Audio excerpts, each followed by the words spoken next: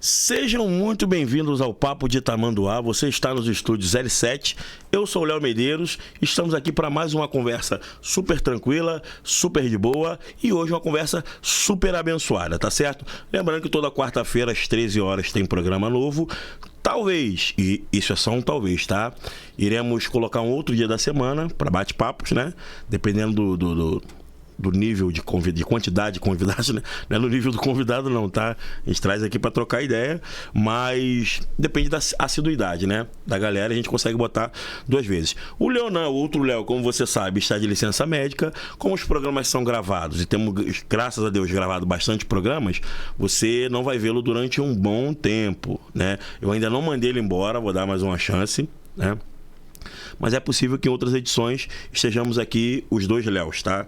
Até porque o nome desse quadro é Léo e Léo mesmo. A gente tinha um outro quadro chamado Ponto de Vista, só que, como você sabe, né, o Guto foi deportado porque falou besteira igual Monark, e o Salles está triste até hoje por conta disso, chorando de cócoras.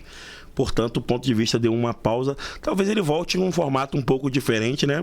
Mas isso a gente vai ver pro futuro, tá certo? Deixando de lado agora todos os recados. Lembrando, mais uma vez, já chega dando like, dá o gostinho lá. Se inscreve se você ainda não se inscreveu, tá certo? E se você quiser participar junto com a gente aqui batendo um papo, é só você entrar em contato com o número que vai estar na descrição aqui do vídeo e conta um pouquinho sua história e tal. A gente vem aqui, troca uma ideia, né? Às vezes a gente fala assim, mas eu não gosto. Você, cara, é uma conversa, só um bate-papo.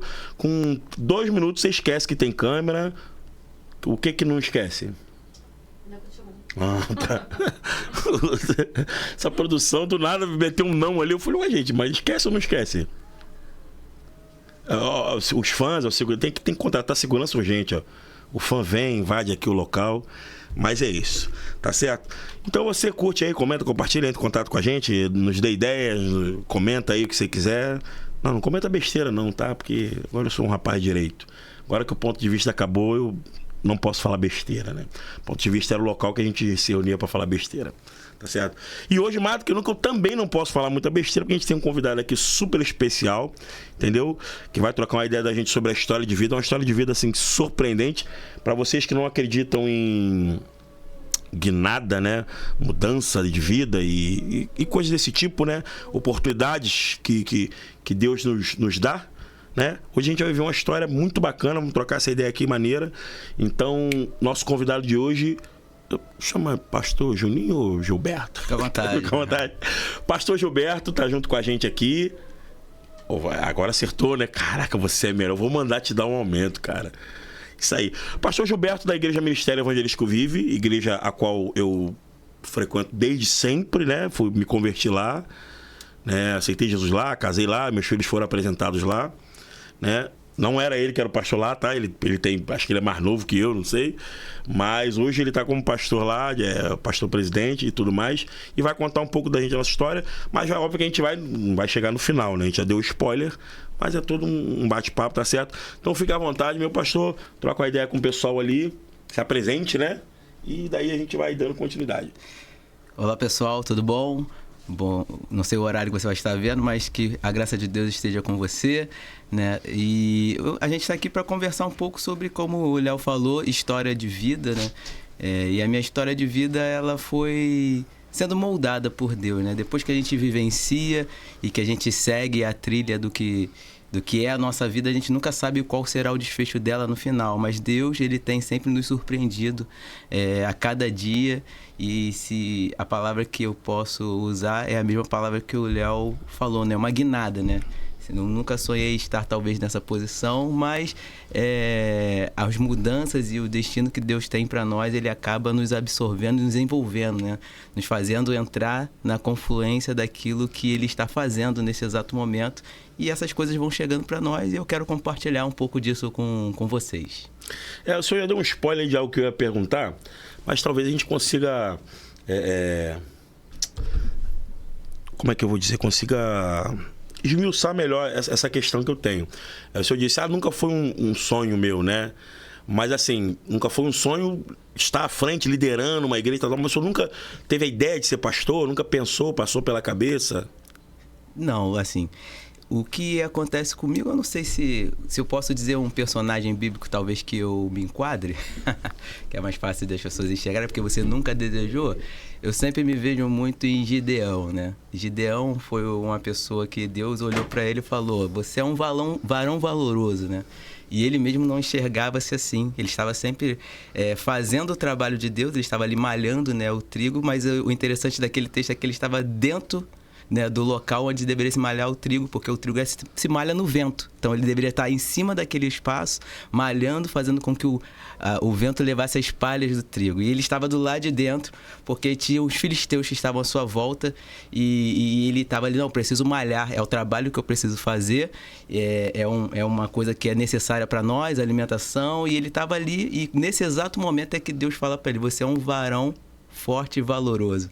É antagônico, porque ele está escondido com medo do povo que estava assolando o povo de Deus, mas ele estava ali realizando um trabalho. E eu me enxergo muito nesse caminho de Gideão, porque eu sempre estive disposto e disponível para fazer a obra de Deus, mas nunca no sentido de alcançar esse posto de presidente e gerente de uma instituição que é uma instituição do reino de Deus. Mas eu sempre me coloquei disponível, assim: Deus, o que for necessário, o que for preciso, eu estou aqui para mergulhar de cabeça e trabalhar para fazer o reino crescer.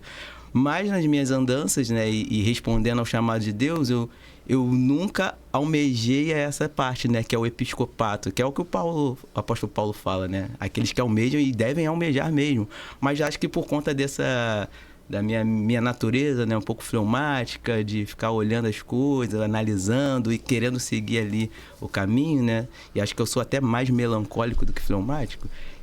Eu sempre estive disponível, mas sem nunca querer ser o protagonista, né? Porque o pastor presidente, ele acaba sendo um pouco o protagonista. Apesar de Jesus ser o grande protagonista da igreja, a partir desse momento em que a gente assume essa função, a vida das pessoas de alguma forma acaba sendo espelhada pela nossa. Então toda a direção, destino espiritual, aquilo que a igreja precisa caminhar e viver para aquele tempo, vai passar por aquilo que eu estou enxergando. Então, se eu enxergar errado, vai gerar um resultado que não é o que esperado por Deus. Então, esse protagonismo talvez seja o que eu nunca almejei, apesar de sempre estar disponível. Então, a visão que me era proposta, eu falei: não, essa é a visão, então vamos lá, vamos trabalhar, vamos fazer de tudo para que ela possa acontecer. Mas não eu ser aquela pessoa de interlocução e descobrir essa visão. Então, é nesse sentido que eu falo que nunca almejei, mas sempre estive disponível para poder caminhar com o Senhor e fazer o que fosse necessário.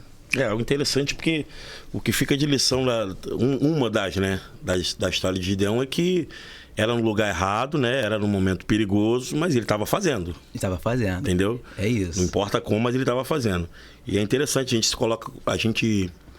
nós, né, temos a mania de nos colocar disponíveis, mas desde que seja do meu jeito, né? Eis-me aqui, mas só para uma igreja na Barra, entendeu? Eis-me aqui para ser missionário, mas só nos Estados Unidos, na Europa, né? Essa mania que o ser humano tem de ser conveniente. É difícil achar uma pessoa que realmente tá aqui para fazer o que nem sempre lhe é confortável, né? Até porque o cargo como o senhor disse, né? Paulo também deixa muito bem claro: você tem que se espelhar em mim para você se espelhar em Cristo, né? Ser de meus imitadores como eu sou de Cristo. Eu acredito que em algum momento da vida de maturidade, o crente acaba tendo uma identidade própria, seguindo só a Cristo. Mas no início é isso. Ele vai olhar para o pastor e vai falar: é isso, meu pastor faz isso. É a minha referência. Exatamente. O apóstolo Paulo chama essa responsabilidade. É o gabarito. Às vezes a gente quer se livrar um pouco disso, mas ele fala assim: não, podem olhar para mim porque eu estou olhando para Cristo. Exatamente. Né? Então esse nível que eu falei assim: cara, será que eu estou preparado para isso? Mas a gente chegou a esse momento e eu espero corresponder a tudo que o povo de Deus precisa, né? Muito bacana. Vamos voltar alguns anos. Você sempre foi cristão? Não. É carioca? Nasceu no Rio? Então, não fui sempre cristão, né? Vou contar um pouco da minha história desde a infância. Então, né? Sou carioca, né? Meus pais são do Rio de Janeiro, meu pai e minha mãe são de Madureira, né? Madureira e Bento Ribeiro. Da gema. Aquela coisa do samba, do candomblé também. Então, isso tem a ver com a minha infância. A minha mãe não era candomblessista praticante, mas a nossa família sempre teve aquela interlocução sempre de tem lá, esse contato. ir lá no candomblé. Isso. E também faz a primeira comunhão, eu fiz primeira comunhão, aquela coisa toda. Então era um contato bem carioca mesmo, né? Desse sincretismo. Comum do carioca. A galera não entende muito. Eu também fiz primeira comunhão, fiz crisma, mas tinha evento de Cosme e Damião. Tava lá no centro e tal. E pegava o doce, e participava do atabaque, mas domingo ia na missa. Exatamente. Eu era esse carioca, né? E por volta dos 10 anos, 11 anos de idade, o meu irmão mais velho, eu tenho 3 irmãos, um mais novo e 2 são mais velhos, que são gêmeos. E desses gêmeos, um deles é pastor, né? É pastor também há mais tempo que eu, né? Bem mais tempo. E ele, naquela época, eu tinha essa idade, em torno de 10, 11 anos, ele foi acometido de uma doença, né? Meio que misteriosa, ficou acamado, tudo mais. E ficou muito tempo acamado mesmo, né? Assim, a gente nem... Fizemos várias coisas, né? Eu lembro da minha mãe buscando várias tentativas de solução, seja hospital, seja no candomblé, fazendo passos de toma isso, faz aquilo outro, igreja católica. E ele, enfim, meu irmão não melhorava. Só que ele ganhou um fôlego, um respiro, né? E pelo que eu me lembro, ele começou a procurar uma solução por si, e essa solução foi a Bíblia. Ele começou a ler a Bíblia e tudo mais, e lendo a Bíblia ele procurou inicialmente uma igreja católica, né? E ele começou a ouvir na igreja católica, que é a nossa aqui, né? Aqui no Curral Falso, né? E ele começou a ir ali. Só que nesse meio tempo, ele conheceu uma pessoa que o levou para a Igreja Cristã de Nova Vida aqui de Santa Cruz, né? Lá do pastor Jorge, que é pastor lá até hoje. E ele começou a ir lá com toda a dificuldade, a pessoa ajudava ele a chegar até lá, porque ele tinha dificuldade de locomoção. E lá, né, uma irmã, uma pessoa, não vou lembrar exatamente, eu era criança, alguém teve uma revelação dizendo que fizeram uma macumba para ele. Essa foi a revelação. Trabalho, né? É. E, enfim, oraram por ele lá e ele instantaneamente melhorou. Melhorou e se converteu e começou a se entregar a Jesus. E à medida que ele se entregava a Jesus, ele me levava, porque o meu irmão, que é mais novo, era bem mais novo, era bem criança, né? Então era mais difícil de levar. O meu outro irmão é da idade dele, né? E tinha suas convicções. E eu era ali a criança de 10, 11 anos, e ele me levava na Igreja Nova Vida de Santa Cruz. E eu comecei a ir ali naquele lugar, né? Comecei a me identificar com as coisas que ali eram faladas. Tinha aquele primeiro contato com o protestantismo, o evangelho, né, nessa perspectiva. E eu fui andando alguns anos. Quando deu 13 anos, né, o adolescente ganha aquela autonomia, eu falei, vou mais não. E comecei a andar com meus colegas adulto, ali, né, sabendo de tudo. Ali perto da minha casa. Só que nesse meio tempo também, um amigo, né, um grande amigo, Maurício, que ele é mais próximo da idade do meu irmão, mas morávamos ali na mesma rua e fazíamos as mesmas coisas. E ele começou a falar assim, cara, vamos lá, tô indo na igreja. E ele também se converteu mais ou menos nesse período. Ele começou a me levar na igreja metodista wesleyana na Rua 16, aqui no Cesarão. E eu comecei a caminhar ali e aí eu me afeiçoei de fato pela mensagem, né? Mas aquela coisa, né? Para quem me conhece um pouco, eu sou um pouco racional, né? Vamos assim dizer, né? No sentido de cético mesmo, né? Apesar de sempre estar nesses ambientes, eu sempre era muito cético. E eu comecei a ir lá e fiquei naquele meio tempo, que eu era numa família de tradição bem carioca.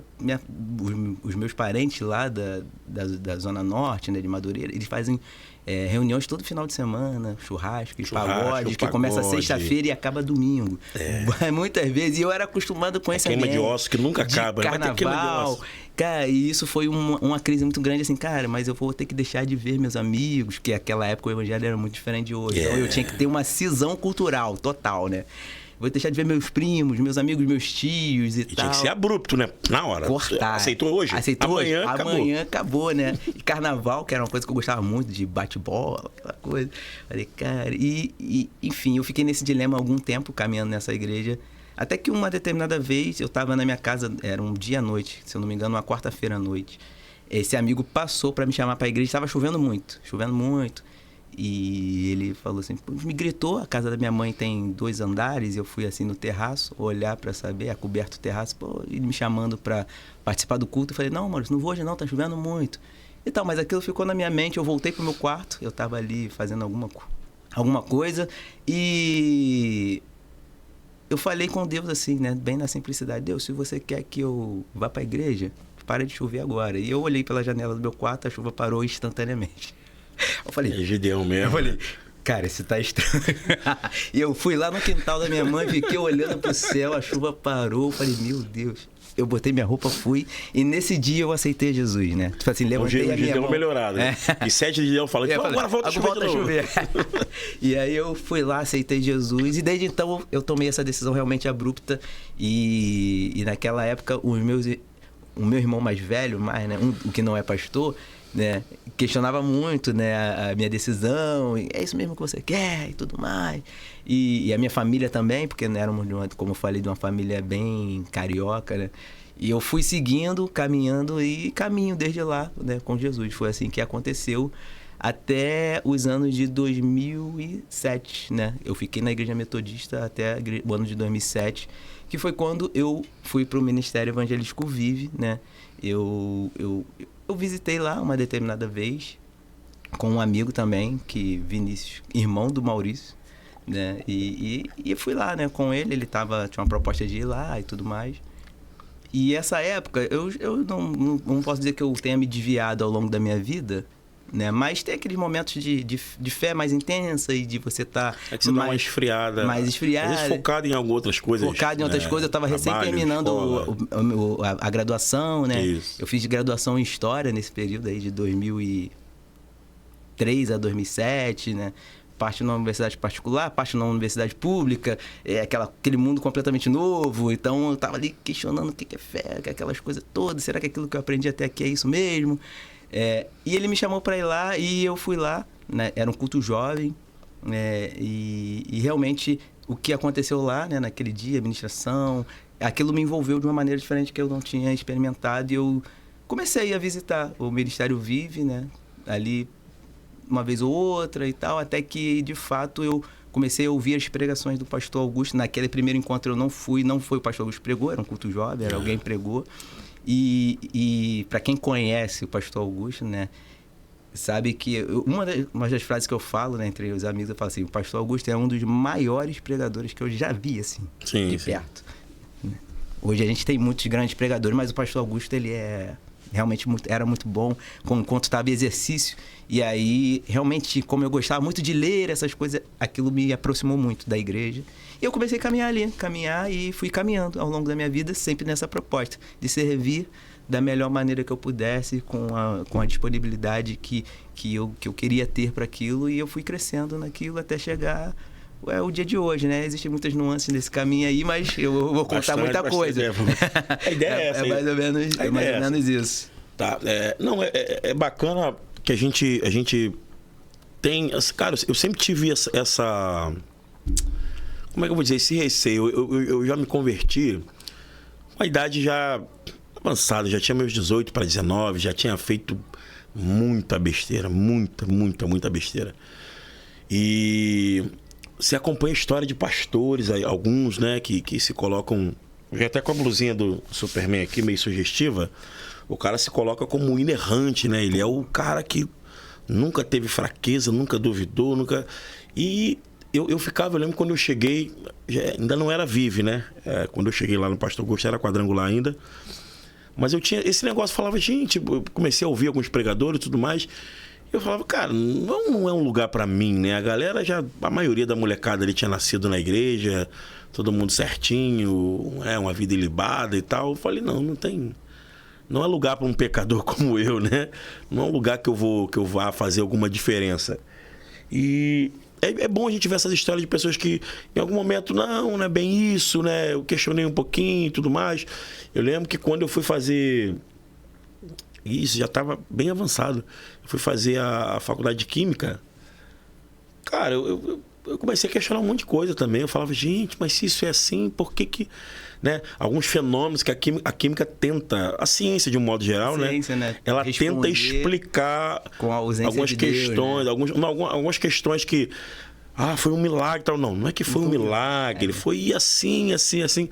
Tá aí, daria para replicar isso hoje dessa forma? Né?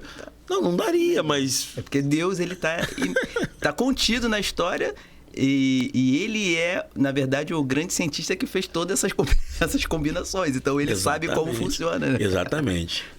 Ele sabe como aconteceu. Perfeito. Aí, chegou lá na Vive e tal, era culto jovem, ainda era na... Era lá embaixo ainda. Era lá embaixo, né? Isso foi em 2007. Eu sou péssimo com data. É porque a gente subiu lá pros anos 2009. Eu cheguei em 2007. Foi antes de a gente ir lá pra cima, né? Uns 3 anos antes. Foi no final de 2009, era início de 2007. Não lembro quanto tempo exatamente. A primeira vez que eu saí da Vive foi a gente indo lá pra cima. Cheguei a pegar a gente, né? Terreno, que era aquela luta toda. Aí chegaram a fazer o galpão e tudo mais. Né? Eu lembro que fizeram aquela parede grandona lá dos fundos. Ela chegou a cair. E tudo um pouco complicado. Mas logo depois eu fui bater asas. E tal.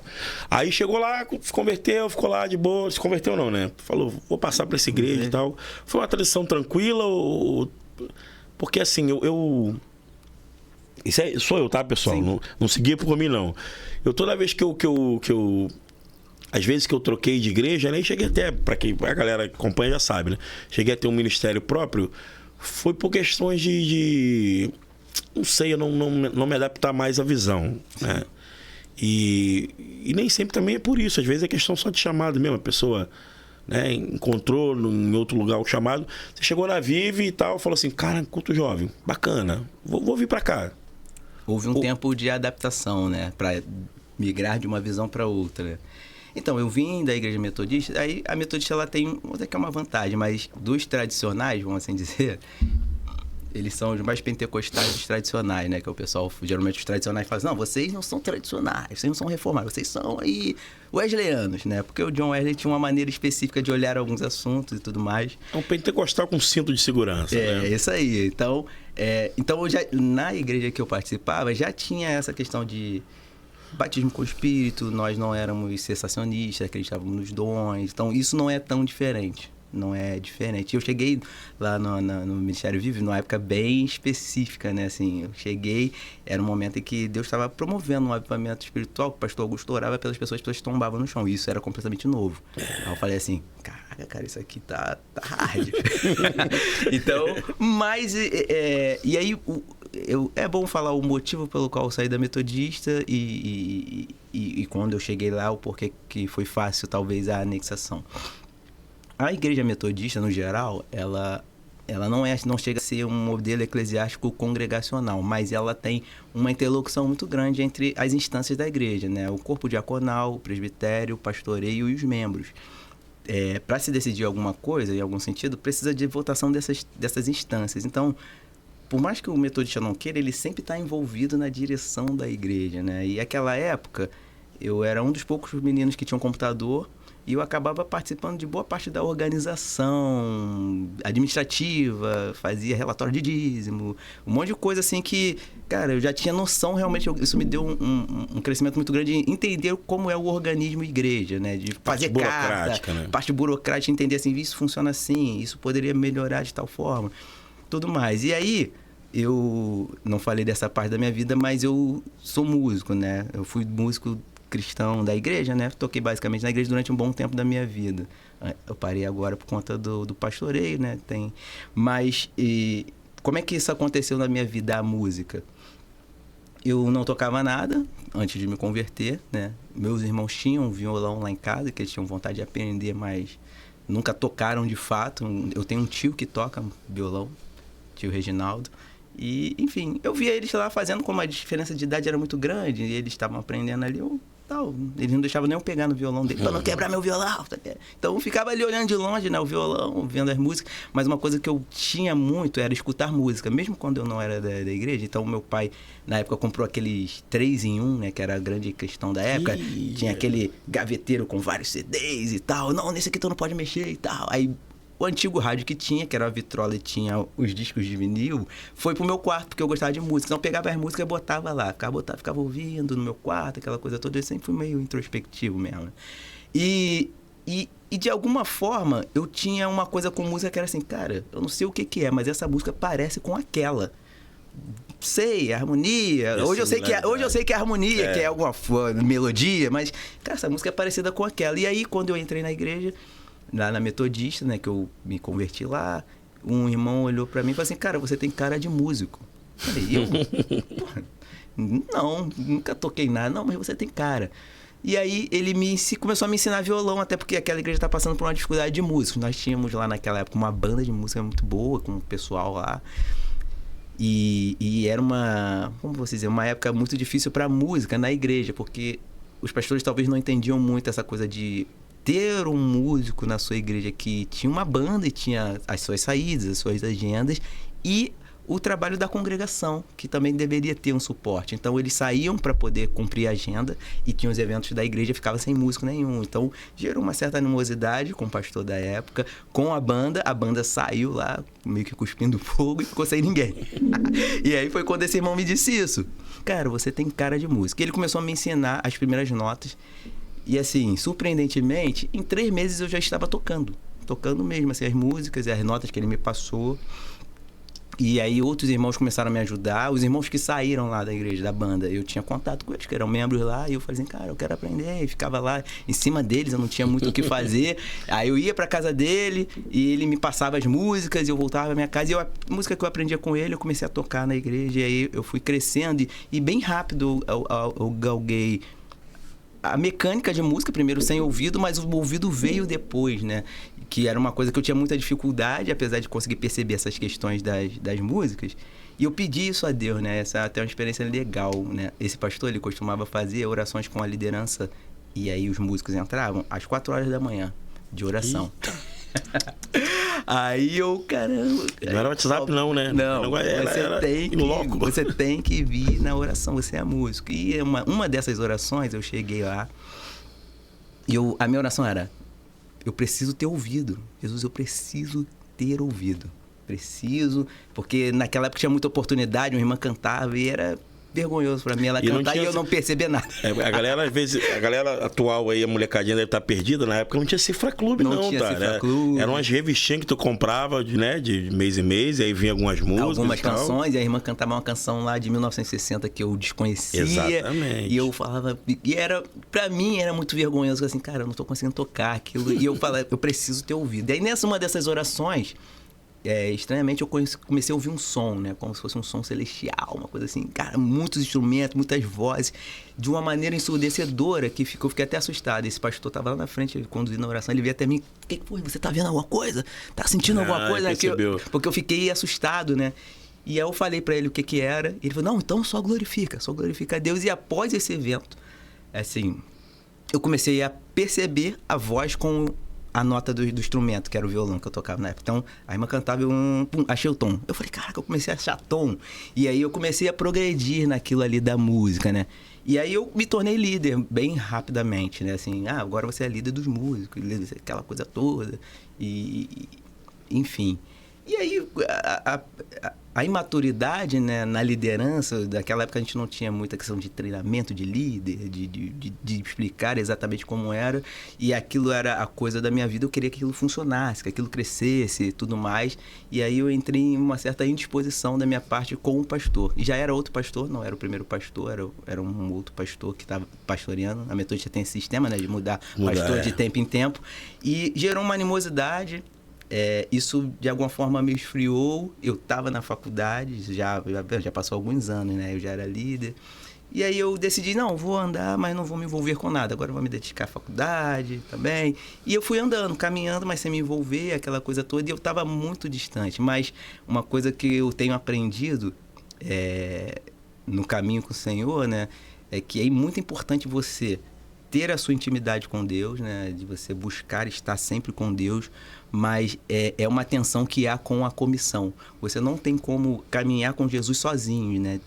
Eu vou buscar a Deus, Deus vai se apresentar a mim, isso é importante, mas também tem o espaço da adoração comunitária, da vida comunitária, que Deus te ensina muitas coisas. Então, eu comecei a andar meio que sozinho e não vir participar da vida comunitária me enfraqueceu muito. E eu não entendi isso na época, eu fiquei meio fraco. E quando, nesse cenário que eu estava, eu passei aí no Ministério Vive. E aí, os garotos, né, que a gente conhece, Tiago, Flavinho, até brinquei com ele ainda há pouco, Magdiel, Léo, Júlio, que eram a juventude da minha, Josué, de soldado. Eu não vou falar todos os nomes, porque eu vou esquecer um aqui, outro, José, Léo, você mesmo. Então, era a juventude que me abraçou, tipo assim, não, vem pra cá, tu vai ficar com a gente. E eu, naquela coisa ali, sem querer participar de nada, não cheguei tocando no Ministério Vivo, eu fiquei 1 ano e pouco, quase 2, sem tocar, né? Porque eu não falei que tocava, como eu não tinha rede social, eu também não sou muito de rede social na época. O pessoal não sabia quem era o Juninho. Ele chegou... Existia um mundo que não tinha Instagram? Existia um Como mundo. É que pode, nem Orkut existia na época, né? Tão assim, aflorado. Então, era o Juninho. O cara tá chegando aí na igreja, o cara é voluntarioso. Na época, eu me dediquei a outras coisas. Participei do projeto Transformar com o Jansen. Fui fazendo outras coisas na igreja. Eu falei, cara, eu fui me adequando a essa questão da visão local. Né, que não era tão distante, mas eu fui aprendendo alguns sotaques do Ministério Vive e eu fui muito com esse sentimento, que é uma coisa minha, de experiências pessoais. Eu fui no sentido assim, quando... Eu nunca casei 2 vezes, mas já tive namoradas, vamos assim dizer. E no início, quando eu tive uma namorada e eu assumi um outro relacionamento, eu comecei a comparar. Aí esse segundo relacionamento me gerou muito problema, né? Tipo assim, porque eu queria reproduzir na segunda o que eu havia aprendido da primeira. E aí quando eu terminei com essa segunda e fiquei um tempo sem namorar ninguém, eu falei assim, cara, não tem como eu entrar num relacionamento querendo trazer coisas de qualquer uma das partes. Quando eu fui pra igreja, eu fui com esse pensamento. Eu falei assim, cara, eu não esquece, a metodista foi muito bom. Na verdade, boa parte do que eu aprendi com o evangelho, eu aprendi lá. Né? É o início ali, onde você está absorvendo tudo. Mas aqui é uma outra comunidade, são outras pessoas, outras características, e eu fui com esse coração de aprender o que estava sendo disponível lá, como alimento espiritual, como caminho, como destino, como orientação do pastor. E eu fui nesse sentido, e isso facilitou a minha adaptação à visão da igreja local. Então, quando eu me adaptei a isso da igreja local, a absorção foi rápida. E aí eu comecei a participar de diversos ministérios que tinham na igreja, sem ser o de música ainda. E isso facilitou essa minha adaptação. Então, a absorção, que era a pergunta, de uma visão para outra, né, foi muito por conta dessa experiência pessoal de relacionamento mesmo, e aplicar isso a uma igreja. Porque ali você, na verdade, está gerando um casamento novo. E eu fui assim, cara, a metodista foi muito bom. Tenho amigos lá até hoje. Tenho um contato com eles são extremamente relevantes e produtivos na minha vida até hoje, né? Mas quando eu fui para o Ministério Vivo, eu já tinha agora uma nova maturidade, né? De alguns anos, de caminhar, de observar algumas coisas. Eu falei, não, vou começar uma história nova. E eu fui com essa intenção e eu pude, graças a Deus, começar uma história nova a partir daquilo que estava ali. Aí essa foi justamente absorver a visão. Só que isso também não é de uma hora para outra, né? Demorou-se muitos anos para eu compreender muitas coisas da raiz da igreja Ministério Vive, né? Que hoje eu posso dizer que me sinto realmente integrante com toda, não vou dizer totalidade, né, da visão da igreja que era daquela época, porque isso vai evoluindo também. Mas posso dizer que 95% do que eu acredito hoje é as coisas que a igreja acreditou, que foi o que o pastor Augusto ensinou. Uma coisa ou outra você acaba tendo a sua especificidade, mas 95% posso dizer que é uma raiz já de Ministério Vive que eu vivencio na minha visão de vida cristã, né? Então foi dessa maneira que eu acabei absorvendo a visão, a passagem de visão. Acredito também que Deus tenha dado um tempo de tratamento, né? Porque quando Sim.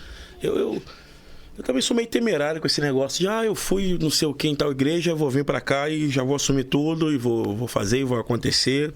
Eu sempre fui muito temerário com isso. Você precisa de um tempo, né? Até porque não sendo por questões de logística, né? Que às vezes não tem como, né? Você é de uma igreja há muitos anos e tal, mas aí, sei lá, seu trabalho lhe obrigou a mudar de cidade. Aí não... E a sua denominação não tem outra cidade. Aí não tem jeito, você tem que procurar uma outra família mesmo. Por mais que hoje tenha como você manter proximidade digital, não é a mesma coisa, né? A gente precisa dessa comunhão, né? A comunhão ela é essencial, né? A própria ceia... Eu tenho, na época da pandemia, assim... Foi uma época complicada, porque entrou em alta os cultos online, né? E aí fizeram algo que alguns pastores apoiaram, outros discordaram, que é a Santa Ceia online, né? Nós fizemos. Assim, o nosso não era totalmente online, até na época. Era online, porque o pastor Augusto ministrava e chegava na casa das pessoas, mas tinha um trabalho... Como a nossa igreja não é tão grande... foi facilitado isso, né? Nós preparamos todo o material do pão e do vinho e levamos a todos os irmãos, por exemplo. Bacana. Então, foi o que a gente pôde fazer para gerar essa proximidade. Todos com o mesmo cálice, todos com o mesmo pão, né? Pelo menos o mesmo tipo. Porque era fácil pra gente, porque éramos estrutura menor. É uma comunidade né? menor. Não, alguns pastores defenderam que não existe Santa Ceia sem a comunhão. A comunhão, exatamente. Era a comunhão que faz o diferencial. Não tem como fazer. E aí, realmente, não tem como se manter numa igreja à distância muitos anos, né? Ah, não, vou viajar, vou ficar 2 anos lá fora. Perfeito. A gente se mantém dentro do que dá para se manter. Procura uma comunidade lá também para você estar lá durante algum tempo, né? Mas é isso, eu creio que é o tratamento de Deus. Coloque isso pra lá pra mim, pra cozinha. O tênis, você vai entender por quê. Eu disse que ela entenderia. É isso. Mas então, pô, bacana, você chegou lá, o rapaz que te levou, ele tá na Vive ainda? Não. Na verdade, ele nunca foi. Ele nunca foi? Ele só... Nunca foi. Ele queria visitar lá, tinha uns amigos e tal, ele falou, cara, eu vou numa igreja X e tal. Tinha um tecladista famoso lá, né? Tecladista famoso e tal, aí eu fui lá e eu gostei e acabei ficando, e ele não. Ele falou assim, não, vou ficar não e tal. E, na verdade, nessa época, ele não estava nem em nenhuma igreja exatamente, ele estava meio que procurando, né? Então, acabou que ele me levou lá, eu fiquei e ele seguiu o destino. Eu lembro que esse período quadrangular Vive, eu falo assim, gente, provavelmente você já viu a entrevista do os pastores Augusto e Nildimar, que são os fundadores do Ministério Vive, e você já sabe que eles vieram da quadrangular, né? Quando eu me converti lá, era quadrangular ainda, e em algum momento o pastor Augusto recebeu uma visão de Deus e tal. Como você viu, né, pastor Nildimar, o pastor Augusto falando, foi uma transição natural, né, uma mudança para Vive, foi algo direcionado por Deus. Vários pastores, e eu sou testemunha ocular disso, né, vários pastores da quadrangular, depois, né, acabaram se aproximando, indo pregar lá, continuam na quadrangular, mas iam lá ajudar e tal, dar aquele apoio, né. Eu tive essa dificuldade quando eu montei o ministério. Eu sempre fui muito cabeça dura, não sei se já deu para perceber. Mas eu não queria, talvez ingenuidade, né? Não só a cabeça durice, né? Mas eu não queria sofrer influências externas, né? Não, fulano vem aqui, isso aqui. Então eu fiz muito sozinho. E eu penei com isso na época. Eu tive... o Flavinho me apresentou o pastor Rodrigo, né? Que hoje é da Aprisco, mas na época era da Cultura do Rei. E o Rodrigo me apresentou um grupo de pastores, né? Que tinha um projeto chamado... Era Café com Pastores, né? É o Café de Comunhão. Café de Comunhão. Que era do Mevan, né? Isso. Na época, não, era algo diferente, porque esse ainda não era do Mevan. Não era. Depois a Prisco acabou e algumas outras igrejas. E aí eu conheci o pastor Xande, o pastor Renato, né? Aquele pastor lá de Teresópolis. Era apóstolo alguma coisa. Enfim. E eu acho assim, me aproximei, me ajudou um pouco, mas eu sempre fui muito resistente a esse negócio de sofrer influências externas. E aí, né, entrei na batalha sozinho, vou me virar aqui com a minha igreja, durou um tempo, mas, assim como eu disse pro pastor Augusto aqui na entrevista, em alguns outros lugares eu já disse, eu não tinha... Eu não sei exatamente, a gente não pode questionar muito os planos de Deus, mas quando minha mãe faleceu, né, isso vai fazer 3 anos, né? Quando minha mãe faleceu, eu não tive estrutura emocional para continuar cuidando de gente se eu precisava ser cuidado. Talvez se eu tivesse um pastor na época, né, que independente de denominação... Com pastores, né? Exatamente. Não, eu não digo nem uma plataforma, um pastor que eu pudesse chegar e me abrir. Isso, e aí entra no início da conversa quando tu falou sobre se vir como pastor, né?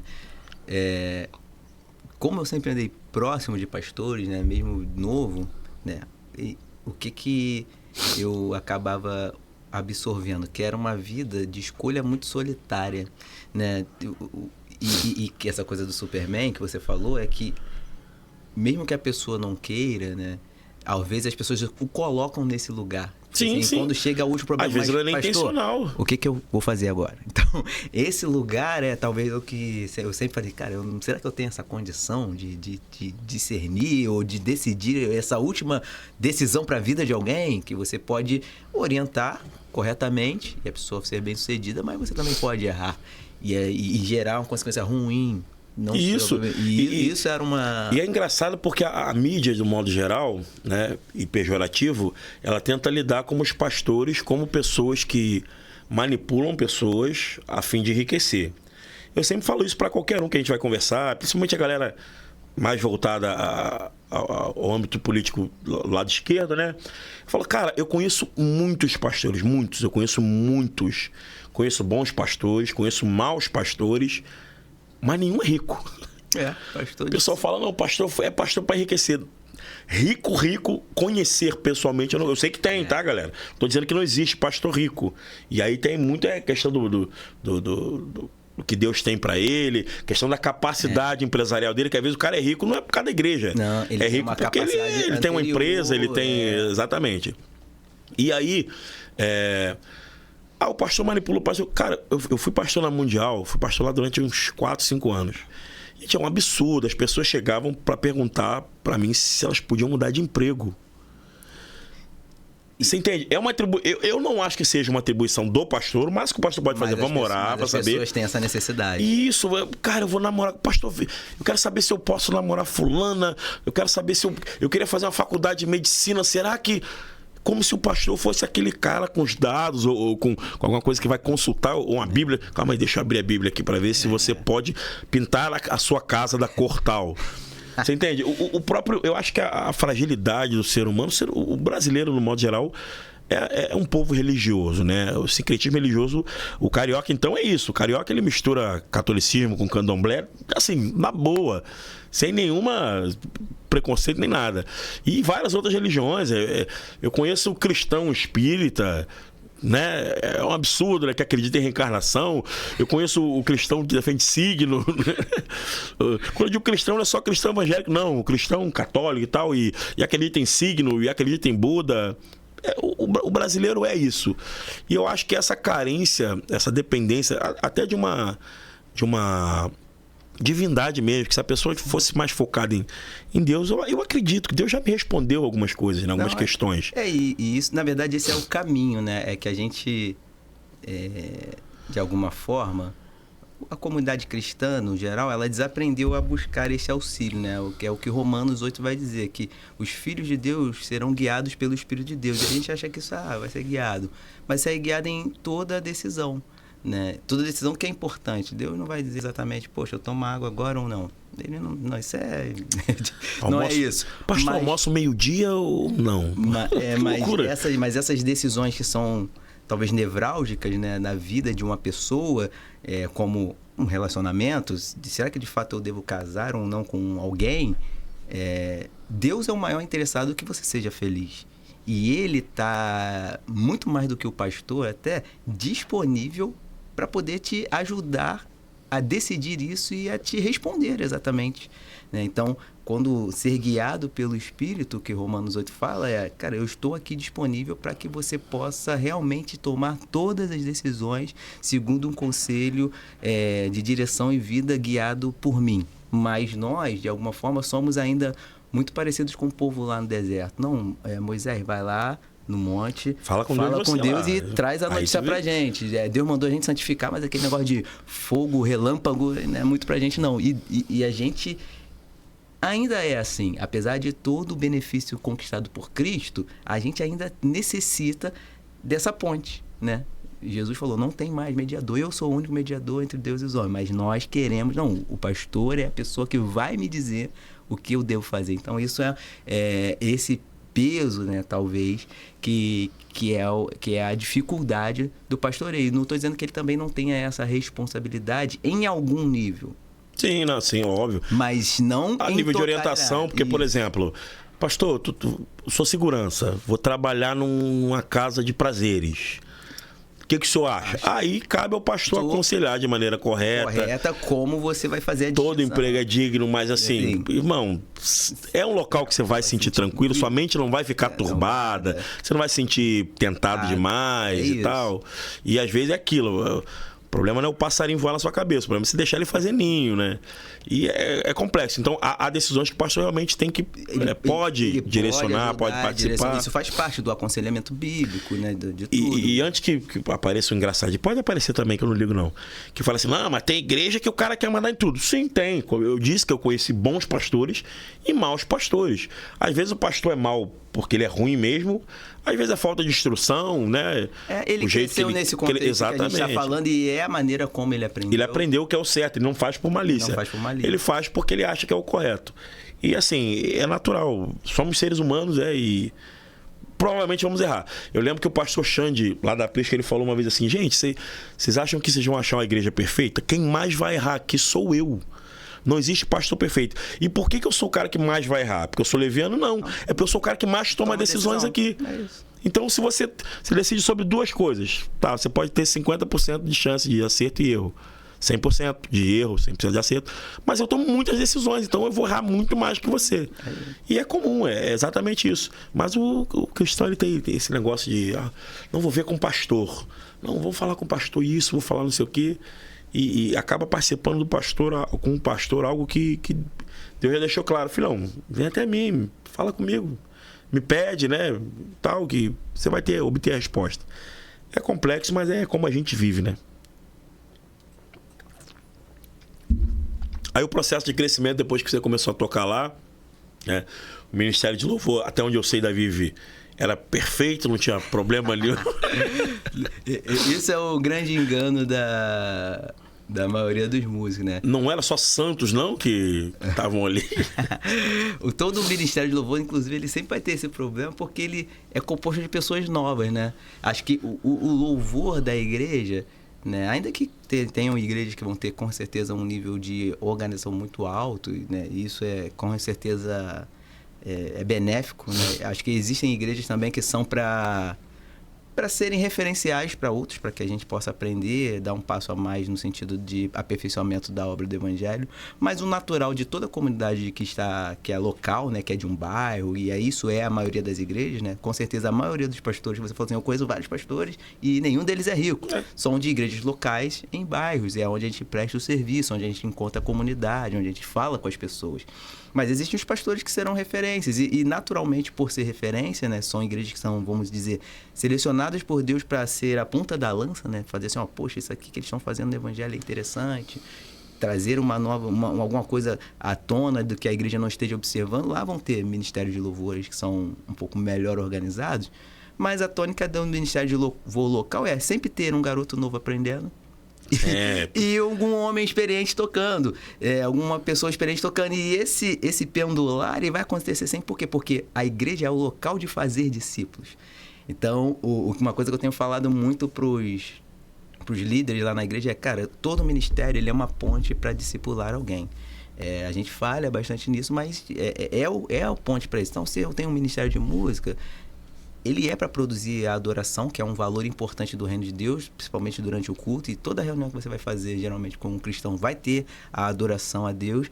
Mas muito mais do que isso, e não muito mais, mas em igual peso, você tem que se aproximar daquele garoto que está começando na jornada do evangelho, ou aquele homem também já muito experiente de vida, mas que não é tão experiente de evangelho, mas que é um exímio músico, mas para trazer para ele assim, a realidade do reino a respeito de música, de discipulado, de adoração, de caminhar, de comunhão, é desse jeito. E aí isso vai sempre acontecer na igreja local, né? De você nunca é muito forte, mas é difícil manter uma equipe em alta boa grande parte do tempo. Vai ter um tempo que aquela galera que está começando vai ficar boa, mas daqui a pouco eles vão seguir adiante. E vai chegar uma nova geração. Até porque, em sua grande maioria, como o senhor disse, as igrejas são de baixo, são igrejas de crescimento, e não tem como você manter um salário para os músicos, né? E aí tem que trabalhar. O processo natural é esse. O cara tem que construir em algum momento um emprego que não vai permitir ele estar tão próximo ali.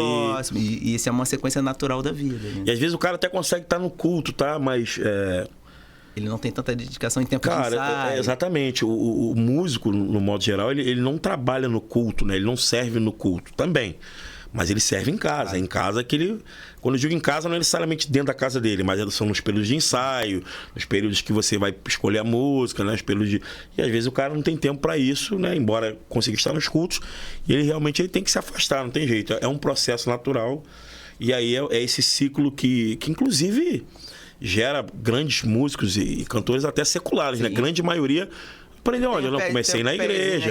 Né? Comecei na igreja. Escola, tinha uma aulinha de violão lá na igreja, eu fiz. Tinha uma aula de canto lá na igreja, e eu fazia e tal. E eu acho que é uma das formas mais explícitas, né? De mostrar para o mundo que realmente a igreja faz discípulos, né? Sim. Tudo bem, optaram por não seguir, né? Eu sou da linha de que Deus dá o dom sem arrependimento. Sim. Deus deu o dom. Você seguiu para o mundo, você tem o dom ainda. O que você vai fazer com ele depois eu vou te cobrar. Então a galera começa ali, a música mostra muito isso, né? Não só a música em si, né? Vou te além, até as artes. Todas as áreas da igreja. Porque foi engraçado, o senhor falou que chegou e começou a servir no Transformar, mesmo sendo músico. Eu, quando me converti, eu tocava num grupo de pagode conhecido na época, secular, né? E era tecladista e tudo mais. E fui pra igreja e, assim, eu diferente, eu não sei como é que foi pro senhor lá na Wesleyana, mas eu não sabia absolutamente nada de cristianismo, nada. Eu lembro como se fosse hoje, no dia que eu cheguei na Quadrangular, né, a antiga Quadrangular, atualmente Vive, foi o dia que chegou a bateria, né? Até então não tinha bateria lá, compraram a bateria. Eu achei um absurdo. Eu falei, gente, uma igreja com bateria. Passamos essa fase. Eu falei, gente, mas como é que pode isso? E você vê, eu nunca tinha entrado numa igreja evangélica, fiz catolicismo, tinha aquele piano, né? E tal, aquele órgãozão. Eu fiz lá no centro de Santa Cruz, né? Aquela grandona lá. E era só aquele pianão grandão e tudo mais, as músicas ali no piano, não tinha nada de percussão. Então eu achava que culto era isso, né? É culto, tem que ter um piano. Não tem como ter outra coisa. E aí uma bateria, eu falei, gente, que absurdo, uma bateria. Que coisa, daqui a pouco, eu pensei assim mesmo, daqui a pouco vai aparecer alguém com a guitarra e tal. Entra o pastor Augusto com a guitarra. Ai, meu Deus, distorção não. Não tinha distorção, tá aí, mas eu lembro a pastora cantando Oferta Agradável a Ti e tudo mais, e eu falei, gente, tem uma guitarra e uma bateria na igreja, que absurdo. Era horrível, que era o Fabiano tocando bateria, né? Foi horrível. Mas, cara, você vê que Deus, quando ele vai agir, não tem jeito. Eu tocava numa banda conhecida, os músicos, cara, só músico excelente, né? Os caras veio de Vila Lobos, o Hélito, o Alex, até me colocaram num grupo aí pra gente se rever depois de 20 anos, né? Fazer um evento lá, o Thiago tá até nesse grupo também. Mas eu falei, gente, aquilo me fascinou. Era um cara ruim tocando bateria, né? Com todo o respeito e amor que eu tenho a pastor Augusto, era um cara ruim tocando guitarra, né? Mas eu falei, gente, isso é bacana, né? Aí eu lembro que ele, né, tirou... Não, alguém, se eu não me engano, nesse dia a Mara foi lá e falou uma palavra sobre a oferta, né? E depois o pastor Augusto pegou. E eu falei, gente, que legal, o cara falando, todo mundo prestando atenção nele, tal. Porque aquela igreja católica era uma igreja grande demais. A missa era meio... Enfim, a minha visão... Não, na verdade era meio bagunçada. Ninguém prestava muita atenção no que o padre... isso aqui, quando ele fala isso aí, tu fala tal, isso. Isso aqui, blá, blá. E a gente tinha... Porque era um grupo era uma turma de 40 crianças, né? Adolescentes, que faziam lá o catecismo. E a gente ia para um local específico. Que aí era só adolescente, era bagunça mesmo. Eu lembro que uma vez eu ganhei uma aposta que falava assim, Léo, duvido você ir lá e dar uma estrelinha em frente lá o padre. Eu era retardado, gente. Eu fui lá e fiz. Né? Tomei uma bronca, obviamente, mas ganhei a aposta, pelo menos. Então, aquela visão de todo mundo prestando atenção no cara, assim, prestando atenção mesmo e tudo mais. E eu falei, gente, que bacana. E eu sempre conto isso pra galera que às vezes tem um testemunho maneiro ou espera algo muito sobrenatural. Eu falo, gente, o pastor falou que quem queria aceitar Jesus, eu levantei a mão, eu não senti nada, eu não vi uma luz, eu não vi um túnel, eu não desmaiei, eu não vi anjo, eu só levantei a mão e falei que eu quero isso aí.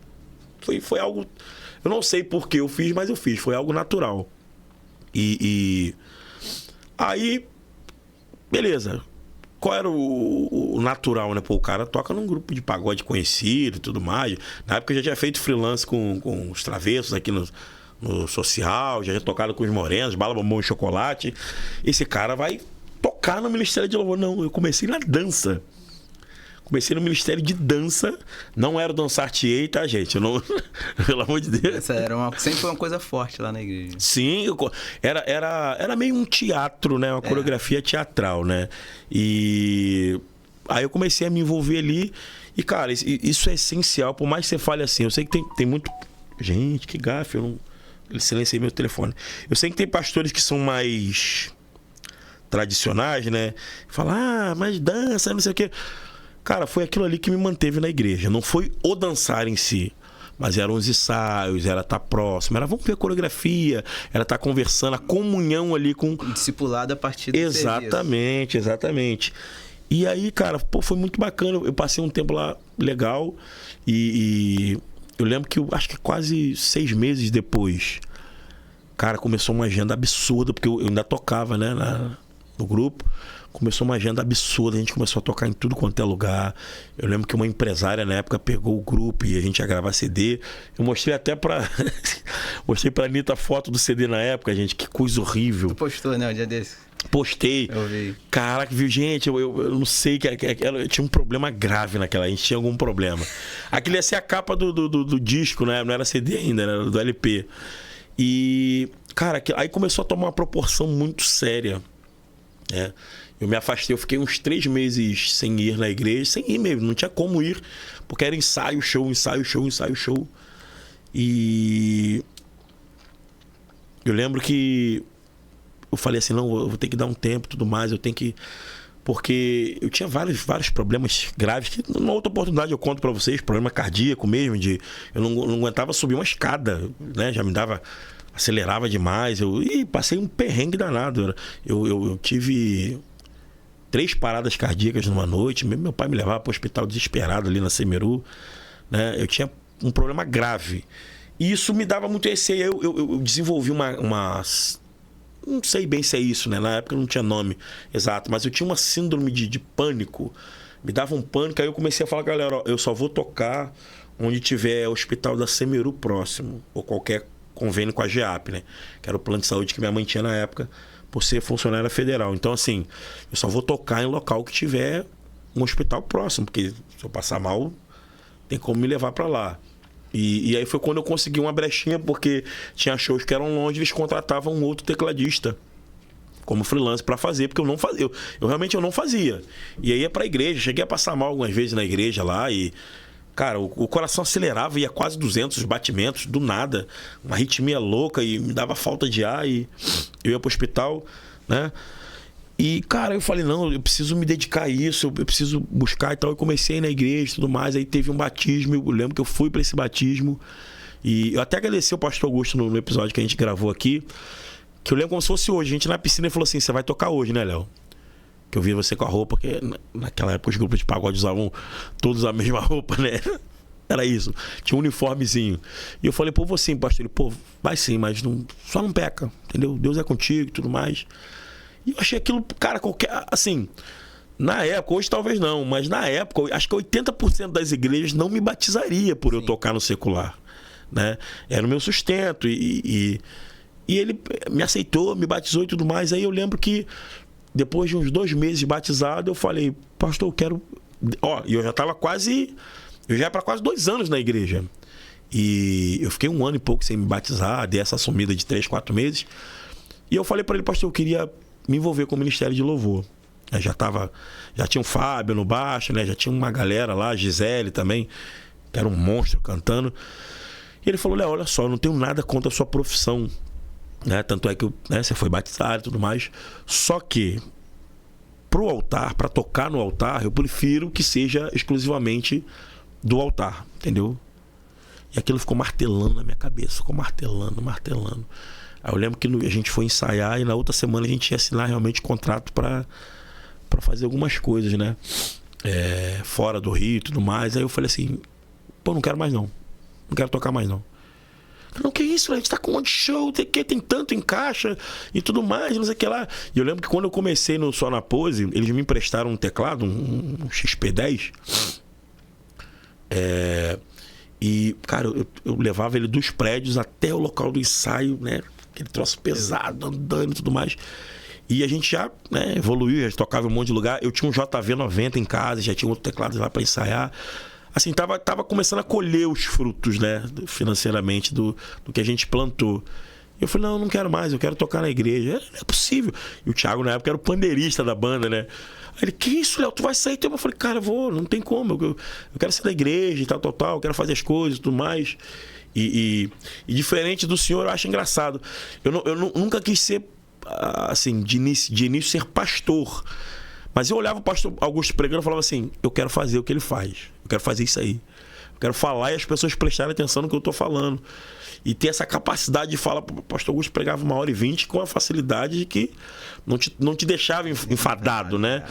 Era muito conhecimento. E eu falava, eu quero fazer isso aí. Eu vou querer fazer isso aí. Eu falava, gente, eu vou tocar e eu vou pregar. Eu quero fazer aquilo lá e tal, tudo mais. E saí da banda na época e tal. Teve até um problema que tinha um show que já tinha contrato assinado. Eu lembro que eu falei, pastor, eu vou ter que, né? De alguma forma eu vou ter que, né, ressarcir, tem uma multa rescisória se eu não for e tudo mais. Acabou que Deus foi generoso. O tecladista que ia de vez em quando acabou entrando no meu lugar de vez e cumpriu as agendas. Mas eu lembro que uma semana depois o Thiago tomou a mesma decisão. Léo, eu vou sair também e tal, vou ficar na igreja direto e tudo mais. E eu falei, pô, bacana. Aí foi a época que Deus é tão generoso que foi a época que veio uma levada lá, foi a galera dos prédios, foi Magui, foi Flavinho, foi Miriam, foi Tatiane, Fabinho, meu irmão Buga na época, Leandro e tal. A galera foi indo direto pra igreja. E eu falei, pô, você vê, algo simples, né? Foi só o cara ter uma visão de, não, vamos investir nesse garoto aqui. Né? Uma renúncia tem os seus frutos, né? Não, mas o que eu acho bacana nessa história, que foi uma renúncia, mas que foi no tempo certo, não foi exigido. Sim. Não foi. O pastor hoje falou, não, Léo, você nunca vai tocar aqui porque você toca no mundo. Ele deixou a visão dele clara, ele já tinha me batizado, eu já me sentia como parte, né, da igreja, e um comportamento atípico, né? Porque eu falava, pô, eu sou o único que toca no mundo aqui, gente. E tudo bem, não é igual você fazer um show em barzinho, eram shows grandes. Mas tinha camarim, já era complicado. E eu falava, gente, isso não é lugar pra mim. Eu entendo que existem músicos, né, que tocam no secular e são referência para lá. Alguém tem que ganhar aquela galera de lá também. Sim. E tal, tudo mais. Mas isso não foi isso pra mim. E eu falei, pô, você vê a atitude de um pastor, né, de saber esperar, sim, saber conversar, de não tolir. Quanta gente já vi se afastando porque você bebe, você fuma. Cara, deixa o cara vir. Isso aí, o Espírito Santo que vai constranger ele. O Espírito exatamente. Convence as pessoas, né? Exatamente. E foi muito bacana começar nas artes, assim. E eu acho que já é um... Isso aí tá escrito em Inventários 4:12, né? Eu acho que todo músico, quando ele começa a se comprometer demais com a palavra, não tem jeito. O caminho dele é virar pastor, né? Ou algum líder de algum tipo. Quando eu digo pastor, não é o pastor da igreja. Enfim. Mas é essa visão que eu tenho, que eu passei e tudo mais, e que eu vejo muitas pessoas também... Trilhando, né? Exatamente, trilhando. Processo... Eu vejo semelhança. Às vezes o molequinho que tá na igreja aí, mas canta um pagode, cantou. A gente viveu isso com o Lipe, né? O Lipe tava lá e gravando e tudo mais, chegou a gravar uma música lá no estúdio e de repente, pum, igreja. E o cara abriu mão das coisas, abriu mão de propostas que a gente soube que ele recebeu e tudo mais, e tá lá, tá sendo abençoado, tá com os seguidores dele, e assim Deus vai fazendo. E acredito que o senhor também não tenha sido muito diferente. O senhor tava ali no louvor e... Quanto louvor e música, na época que eu iniciei, tinha muito aquela questão do músico não participar do culto, né, necessariamente. Enquanto você tinha o desejo de estar no culto, ouvir e aprender, era muito comum os músicos estarem naquele ambiente, ele fazia o papel dele de tocar e depois ele saía, geralmente por parte da igreja, ficava por ali e voltava só quando entrava em cena de novo, né? Isso, de alguma forma, me incomodava bastante, já desde a época de metodista, né? Era um acesso muito comum de música em geral. Eu acho que as igrejas mais pro passado, elas eram mais homogêneas, né? Então, o músico tocava ali e tal, fazia o papel dele, depois ele saía pro pátio ali, ficava ali transitando, e voltou, vai cantar de novo, vai voltar. Ele ficava naquilo ali, não ficava ali cultuando, ele fazia o papel e a participação dele. E eu fui, isso como era uma inquietação minha, eu falei, poxa, cara, por que o pessoal não busca, né, o conhecimento, o aprendizado? E isso foi uma coisa que eu comecei a buscar, né, no sentido do entendimento, né, qual era o papel da música realmente e tudo mais. E foi quando eu me tornei líder de música lá na igreja, que foi onde quando começou, né, eu fui participando como nos diversos ministérios, Transformar e outras coisas, juventude, mas depois que eu fui descoberto como músico, na verdade foi uma descoberta, né, o Gutinho, né, Guto, né, a gente foi para um retiro de uma outra igreja, era um retiro de carnaval, lá em Rio das Ostras. Então fomos um monte de colegas, né? Alguns lá da igreja e tudo mais. E uma amiga que era lá da igreja, ela já tinha me visto tocar em outro lugar, porque ela sabia que eu já era da outra igreja, mas ela também estava vindo da Assembleia de Deus lá para o Ministério Vive. E, enfim, eu fui na boa, não tocava lá. E chegamos no retiro, a pessoa que ia tocar não estava lá, né? Então, assim, eu aprendi, e aí eu toco guitarra, baixo, bateria um pouco, então não tinha um baixista. Aí ele, pô, vai ficar ruimzão, o pessoal comentando, vai ficar muito ruim porque tá sem baixista, só com guitarra. Aí ela foi e falou assim, mas ele toca. Aí eu falei, não, eu não toco. Não, tu toca. Aí ficou aqui, toca, não toca. Eu participei do retiro. Aí quando o Gutinho viu, que isso, cara, você tem que tocar com a gente lá. E quando eu voltei do retiro, ele, pai, o Juninho toca. Aí ele, Juninho toca? Não, Juninho toca, eu vi ele tocando e toca bem, não sei o que, aquela coisa toda. E aí eu comecei a participar, né? Comecei a participar no Louvor Jovem, que existia na época, né? Tinha a galera que era mais antiga, que nessa época já tinha saído, mas era Genier, Raquel, Pastora Kátia, Pastor Marcelo. Então, a gente não podia nem participar, né, do principal na época, né? A galera do juventude não sabe, tem que aprender e tal. E aí a gente começou a ensaiar no Louvor Jovem, que era a galera mais nova, Júlio, Josué, eu, Leozinho, né, Léo Aguiar. Então a gente começou a juntar Gutinho, começou a juntar e fazer aí aquilo que eu falei, de uma geração pedindo passagem para anterior. Então essa geração começou a pedir passagem, e aí a gente começou a entrar no louvor principal a pedido do próprio pastor, não, quero eles tocando agora. Então a gente começou a entrar e enfim, mas os músicos tinham essa dificuldade que eu te falei, né, de participar do momento da música, mas sem participar do culto como um todo. E essa minha inquietação, eu comecei a buscar a fundamentação disso, e eu me lembro que, lendo Atos, Deus me chamou a atenção de um texto, que é Atos 15:16, se eu não me engano, que ele fala que Deus viria e restauraria o tabernáculo de Davi, para que todos os homens adorassem ao Senhor. Isso saltou assim nos meus olhos, assim, cara, o que é o tabernáculo de Davi? Eu fui voltar e eu fui ver que tinha muita música, né? E a primeira crônica é 25. E eu comecei a desenvolver e estudar isso meio que obsessão. Saber o que era, fundamentação, não sei o quê. E eu fiquei estudando aquelas coisas durante um tempo. Até que em 2010, mais ou menos, foi quando o pastor Augusto me fez uma proposta. Ele, pô, tu já tá aqui na igreja, tem uns 4 anos. Tu não quer ser líder de nada, não? Eu falei, pô, não sei, pastor. Não sei, tô aqui pra trabalhar, servir e tudo mais. E ele falou, eu tenho 2 propostas para você. Você vai lá e pensa. Ou você quer ser líder da juventude, ou você quer ser líder do louvor. Aí eu falei, cara... E aí é o que eu falei. Liderar pessoas é muito difícil para mim. Eu fui para casa, não, pastor, líder da música. E aí eu comecei a desenvolver essa parte de louvor, de adoração e tudo mais, né? Lá na igreja, e fiquei lá durante muitos anos. Fiquei de 2010 a 2022. Como líder de música, né? Então, fiquei esse tempo todo, aí a gente foi estruturando algumas coisas, desenvolvendo outras e tal, né? E eu comecei a caminhar com o pastor Augusto muito nessa frente de ser líder, né? E aí, essa proximidade com ele me ajudou muito no aprendizado, realmente, da visão da igreja, da liderança, da maneira como ele geria as coisas, né? E depois de alguns anos, por volta de 2019, ele me convidou ao presbitério, né? Então, aí eu me tornei presbítero, né? Então, comecei a trabalhar com ele mais na gerência das coisas, né? E aí as coisas foram só meio que afunilando sem que eu percebesse, né?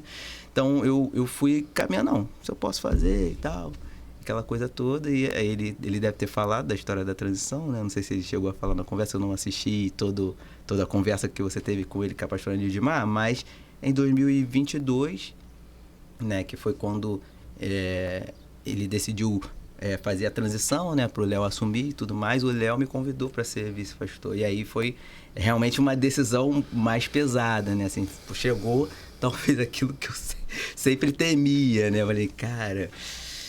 Mas na minha mente foi o seguinte, cara, eu seria o pastor auxiliar, eu vou trabalhar da mesma forma como eu trabalho hoje, como presbítero. O Léo é o pastor presidente, ele vai gerir, e a gente vai desenvolver, e eu tô aqui, eu acredito na visão, é a visão ainda. Uma visão, e eu costumo dizer que dos pastores que eu tive 4 pastores ao longo da minha vida, né? Eu vou falar, o pastor José Feijó foi o primeiro pastor que eu tive na igreja metodista. Cara, um grande pastor, muitas coisas eu aprendi com ele. O pastor Jorge de Santa Cruz foi um grande pastor também. Com ele eu aprendi menos porque era a época que eu estava na faculdade e foi até a época que eu comecei a entrar em embate, né? Como contei aqui, e gerei um pouco de animosidade, mas é um grande homem de Deus. E depois o pastor Augusto, que foi hoje o pastor que mais tempo passou me pastoreando. Cara, quem conhece o pastor Augusto dispensa apresentações, é um grande pastor no sentido da direção, da visão. O pastor Augusto é muito visionário. Quem conhece o Ministério Vive sabe das batalhas que foram vencidas a partir do pastor Augusto. E assim, diferente do que algumas pessoas podem pensar, o Léo tem o mesmo feeling e a mesma característica de ser grande e visionário. Ele também foi um grande pastor. A igreja estava passando por um momento de transição, né? Uma transição complicada. Cara, e Deus deu muito discernimento a ele naquele momento para ele tomar as decisões corretas e seguir adiante até que chegou a mim, né? E chegar a mim foi fruto de diversas outras coisas, acho que não é o momento de falar aqui, talvez numa outra oportunidade, mas o Léo decidiu seguir a sua vida profissional e a pergunta que ele me fez foi essa, hein, Juninho, cara, tu precisa decidir agora, eu vou seguir com a empresa está funcionando, cara, eu vou precisar me dedicar muito a isso. E você precisa... Cara, eu sei que tu nunca pensou nisso, mas agora tá contigo a bola. Né? E eu fui para casa, orei bastante, inclusive. Acho que 2 vezes que eu fiquei muito atordoado, né? Que foi uma coisa que eu não comentei antes, foram 2 momentos. Em 2022, né? Antes de o pastor Augusto fazer a transição, ele me chamou para ser líder de homens da igreja. Então, eu nunca tinha liderado grupos, né? Que é realmente um grupo de pastoreio. Homens, mulheres, juventude, isso é pastorear pessoas. Né? Junto com o pastor principal da igreja, ou líder de célula, todos esses ajudam o pastor no pastoreio, na condução, no discipulado das pessoas. Eu nunca tinha pastoreado pessoas nesse sentido, de pastorear mesmo. Porque o Ministério de Louvor, ele... Através do serviço eu gero a ponte e cuido das pessoas, né? Mas ali não, ali é ir atrás das pessoas, saber da vida delas. E às vezes não é muito meu perfil, mas você tem que ser intrometido. Às vezes eu tenho dificuldade de fazer isso, mas, cara, o que tá acontecendo aí? Tá com problema? Então, essa parte... E às vezes é visível, a pessoa não quer falar, né? Ela não quer falar, mas você tem que ser insistente. A parte do pastoreio, de fato, né? E aí eu fiquei uma noite inteira sem sono, não consegui dormir quando ele me chamou a primeira vez em Juninho. Quero que tu seja líder de homens da igreja. Eu falei, caraca, poxa, você vai sair do louvor e vai ser líder de homens. Tá. Eu falei, vou pra casa, vou orar, vou pensar. Eu fiquei aquela semana toda ali remoendo isso, fiquei umas noites sem dormir, mas a resposta foi de paz e eu fui lá e respondi favoravelmente. Eu fiquei como líder de homens no ano de 2023. Né? 22, 23. Isso, 23. Né? E acabou que eu fiquei 22 e 23, Fiquei 22 inteiro. Aí, final de 22, veio outra noite de não sono, que foi quando o Léo me convidou para ser pastor. Falei, cara, tá, vamos lá. Né? Mas essa foi até mais tranquila, porque eu já exercia de alguma forma as coisas, né? Como presbítero, né? Ajudando ali as coisas. Mas na metade ali, no março de 24, que foi quando o Léo decidiu de fato seguir com o propósito dele da empresa e não teria como conciliar com a igreja, aí eu passei mais uma vez uma noite de não sono. Eu falei, agora a bola está com o Senhor. E eu falei, cara... E eu orei, né, assim, para que Deus trouxesse a resposta de paz e se era isso mesmo, né, se era uma necessidade, um momento da igreja, né, se era a decisão mais acertada a ser tomada. E Deus respondeu favoravelmente, né, a mim, a minha casa, né, porque uma condição que era importante era que a Camila aceitasse. A Camila sempre ouviu a nossa vida toda. A Camila namora comigo desde 2007. Não que eu tenha ido na igreja, agora voltando lá atrás. Eu não fui na igreja por causa dela. Mas eu cheguei em janeiro. Olha uma revelação bombástica. Nós começamos a namorar em outubro, eu não a conhecia, né? Então cheguei no início, ela em outubro, a gente acabou se aproximando, né? Mas desde aquela época ela falou assim, não, cara, eu não quero ser pastor, não quero ser pastor, não quero ser pastor, não quero. E aí engraçado, por que de eu falar isso já em 2007? Porque desde quando eu tinha 15 anos, que eu entrei na Metodista, as pessoas falavam assim, cara, você vai ser pastor. Aí eu falei, cara, não é isso. Não é isso. Eu namorei uma filha de pastor anteriormente, eu via muito como era a casa dele. Eu falei, cara, não, talvez não seja isso que eu quero. Meu sonho, né? Vamos assim dizer. Não era isso que eu queria, mas as coisas foram indo até esse momento. Então eu já dizia isso lá em 2007, 2008. Não é pra mim ser pastor, não quero ser pastor. Por conta dessa trajetória, desde adolescente, as pessoas falam, cara, eu olho pra você vai ser pastor. Cara, aquilo na minha mente. Mas, então, ao chegar 2024, né, que foi quando o Léo seguiu pra empresa e eu assumi, foi quando eu comecei a dar sequência nessa questão da evolução do chamado mesmo. E aí eu não olhei naquele momento, na verdade, o meu caminho com o Senhor me levou a dizer assim, cara, você está seguindo diante daquilo que você se propôs. Você não falou que estaria disponível para responder? Então, a resposta que eles precisam agora é essa que você deseja responder. E você tem a liberdade de responder sim ou não. Se você disser que não, e é uma coisa que às vezes a gente acha que não acontece, e ao longo da minha vida eu tenho visto isso, o líder da próxima geração, da próxima substituição, da próxima transição, ele já está sendo gerado no meio da igreja. Ele já está lá, Deus já está preparando, ele já sabe o meu tempo, quando eu vou parar, quando uma pessoa vai assumir. Ele sabia, apesar de todas as vezes a gente olhar toda a situação no entorno e toda a dificuldade que acontece, da maneira como o pastor Augusto passou, como o Léo passou, como eu cheguei, e nas diversas outras igrejas acaba acontecendo assim, às vezes de maneira tranquila e outras não tão tranquilas. Eu procuro acreditar que o dono da igreja é Jesus. Sim. Então, se o dono da igreja é Jesus, é ele que sabe as coisas.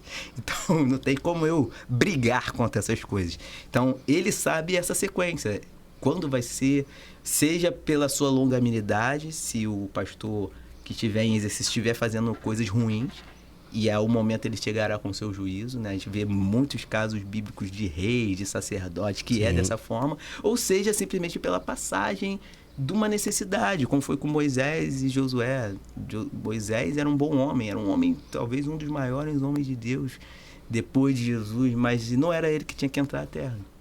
Então, não era ele, né? Então, falou assim, não, tá bom, mas vai ser Josué. O que ele fez? Acho que é assim, ele feriu a pedra ao invés de... Eu procuro achar que há uma desobediência ali, né? Mas não que Deus está usando uma desculpa para o tirá-lo do plano, mas assim... Era necessário ele desobedecer para que o plano de Deus seguisse a próxima etapa. E a próxima etapa... A previsão era ser alguém como Josué, alguém guerreiro, conquistador, que aprendeu aos pés de Moisés. Tinha todas, talvez, as qualificações de Moisés. E você vê que ele replica, vamos assim dizer, todos os milagres. A maioria, a seção das 12 pragas, ele abre o mar Jordão, ele conquista a cidade, ele vence guerras, ele faz água sair de pedra. Muito parecido com Moisés. Mas ele é a sucessão de um futuro que Deus sempre está pensando na igreja.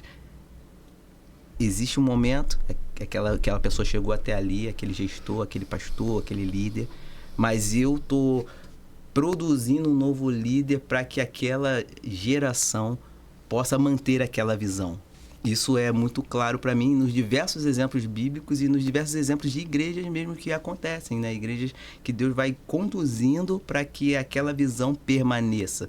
E alguns líderes, ainda que o tempo sejam menores, eles são extremamente importantes justamente pelo seu tempo e pelo que cumpriram durante aquele tempo, né? A gente fala de Moisés e Josué, mas a gente pode lembrar também de Saul, Davi, Salomão.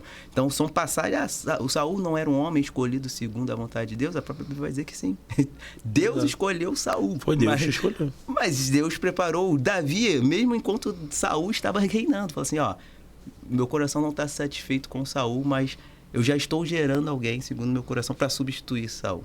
Então, esse é um tempo, Deus não faz isso abruptamente. Então, eu vejo que a vida de qualquer comunidade que preza pela presença de Deus e quer que Deus habite no meio dela, isso vai acontecer. Isso, às vezes, é abrupto e ruim para o povo, né? Porque o povo está acostumado com o líder, com o pastor, com o rei, quem quer que seja, mas é para um salto, é para um crescimento da comunidade local, e assim eu acredito que Jesus é o dono da igreja e ele que promove essa sucessão de coisas. Então, essa foi mais ou menos a minha trajetória, né? Tem muita história nesse caminho, mas basicamente eu comecei como líder de música no Ministério Vive, fui líder de homens, fui pastor auxiliar, presbítero, pastor auxiliar, até chegar como pastor dirigente, né?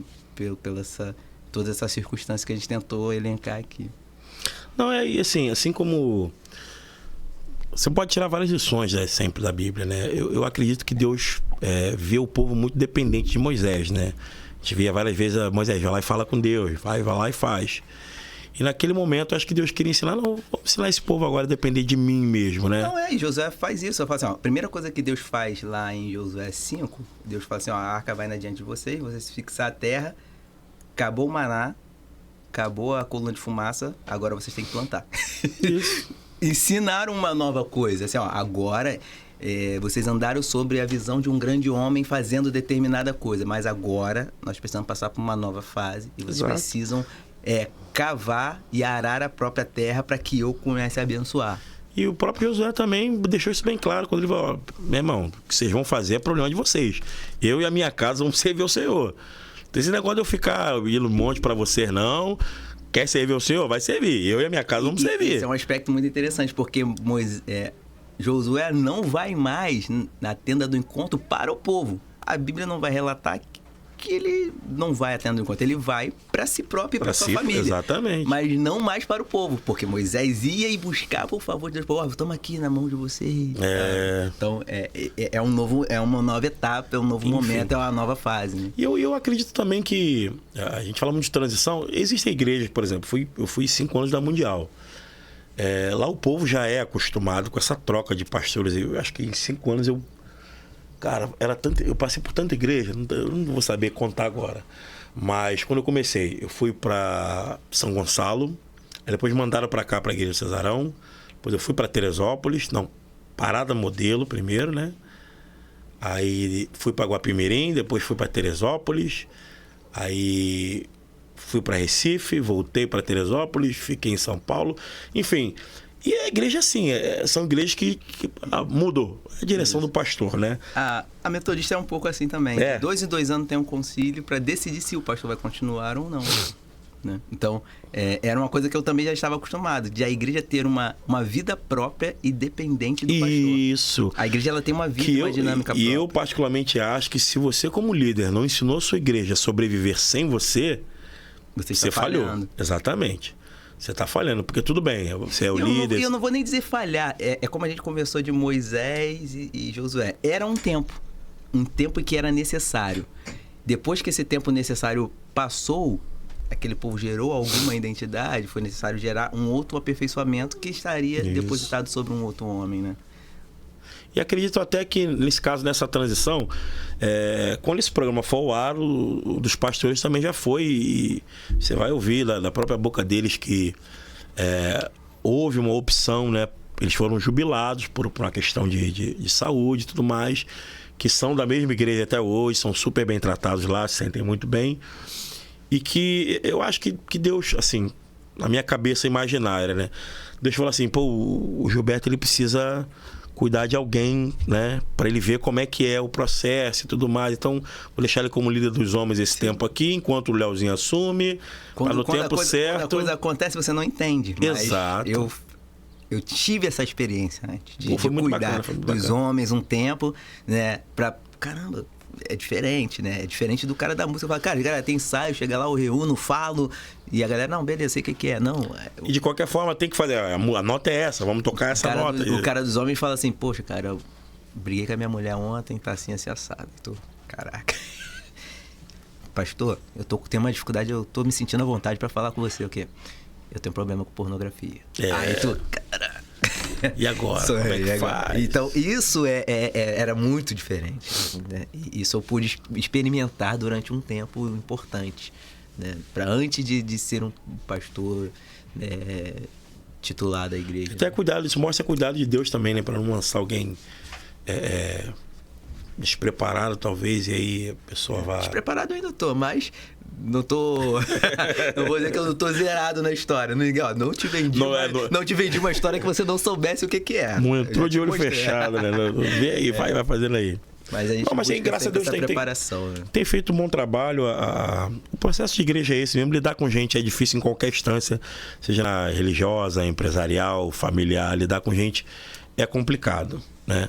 Mas o importante é a gente estar com o coração ali focado e fazendo aquilo que Deus quer que a gente faça. Foi o que você falou, né? Eu tô disponível no nível máximo, né? Tá disponível mesmo? Tá, então vamos aqui. Vamos Ele ver sempre se vai tá pedindo mesmo. um pouquinho mais. Vamos ver se tá mesmo. Tá disponível? E é isso. Bom, espero que vocês tenham curtido o papo, correto? Mostrou que, assim... Não é que... Eu ia falar no início, depois eu acabei tentando me corrigir. Mas é meio que parece um conto de fadas, né? Porque ele nunca sonhou em ser pastor. Mas é algo, no mínimo, assim... Cara, pode não parecer, mas eu sou apaixonado pela sua história, né? Porque eu vi você chegando na Vive e, assim, era... Não tem... Se alguém fosse apostar, quem diria? Pô, esse garoto que chegou agora um dia vai ser o pastor... presidente da Vive. Não tem como. E Deus surpreende assim de formas maravilhosas, entendeu? De formas benéficas. E que a vossa história sirva de lição para muita gente. Deus pode usar você, basta você se colocar como disponível. Correto? Com certeza. Uma coisa que eu sempre trago à memória é que quando eu cheguei na Vive, a banda de música era muito boa, né? Então eu não comecei na música, mas eu via lá, o Fabiano ministrando, era muito bom. A Carla cantando, a Raquel, muita gente boa ministrando louvor, cantando, tocando Barreto, tocando Gutinho. Eu falei assim, cara, essa galera é muito boa. E quando eu me tornei líder de louvor, a primeira vez eu falei, cara, mas... Tipo assim, tem todos eles. Eles estavam à minha frente, estavam ali há muito tempo. Eu falei assim, cara... Eles foram saindo, né? Por seus motivos. Estão em outras comunidades. Um fica para uma distância, para um lugar, outro foi para outro. Tem gente no exterior, né? Aquela tá lá na Bélgica. Então você vai indo, a coisa vai acontecendo até que chega assim, ó. Pum, tem você agora. Aí eu falei, cara, todo mundo saiu. Aí nos homens foi a mesma coisa. Não, tem fulano, tem Beltrano, sou um homem. Daqui a pouco tem você. Então, Deus vai guiando, na verdade, os nossos passos até o momento da decisão, né? Que Ele deseja que você... tome. E acho que a grande, não sei lição, mas o grande motivo, a grande motivação que eu sempre tive é estar disposto e disponível. Brigando comigo mesmo às vezes, mas tá, eu vou aceitar mais esse passo aqui. E fui, né? E me lancei e fui, né, num aspecto de coragem mesmo, né? Falando de Gideão, voltando lá no início, de medo. Sempre tem medo, mas sempre tem... a coragem precisa vencer o medo. E eu vou, e a gente vai indo. E às vezes a mente volta lá atrás e pensa, pô, aquele garotinho que fez a chuva parar, né? Pra poder ir pro culto, né? Se precisar, a gente faz a chuva parar de novo, né? É isso. É isso aí. Galera, muito obrigado pela sua participação, tá certo? Espero que você tenha curtido. Compartilha aí pra galera, né? Se inscreve no canal também. Pastor Gilberto, muito obrigado por estar aqui junto com a gente. Foi um prazer mensurável. E eu sempre faço esse convite para todo mundo que vem aqui, porque, assim, a gente sempre acha que não tem o que falar, não tem isso aqui. E depois que a conversa passa, a gente pensa, pô, daria para falar disso, daria para falar aquilo. Então, quando o estúdio estiver pronto, né? Você tá vendo aqui tudo muito bonitinho, mas dali, da câmera para lá tá uma bagunça, né? Então, quando o estúdio estiver pronto, tiver condicionado direitinho, convidar o senhor para estar aqui mais uma vez, pra gente dar continuidade nesse assunto, tá certo? Com certeza. Se despede aí do pessoal, vamos meter o pé. Foi bem hoje como é que fala? A operadora? Vou ver, hoje é o dia que acaba a experiência, hein?